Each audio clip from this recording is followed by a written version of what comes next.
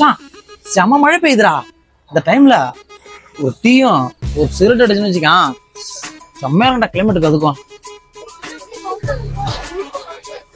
The next day. வா என்ன வெயில்டா. இந்த வெயிலுக்கு நல்லா சில்லுன்னு ஒரு சாத்துக்குடி ஜூஸ் சாப்பிட்டோம்னு வச்சுக்கான், செம்மையா இருக்கும்டா.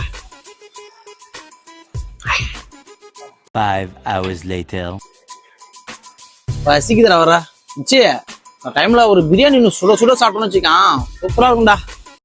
டேய், நீ நானும் ஒரே இடத்துல தான் வேலை செய்யறோம். உனக்கு 20,000 சம்பளம், எனக்கு 20,000 சம்பளம்.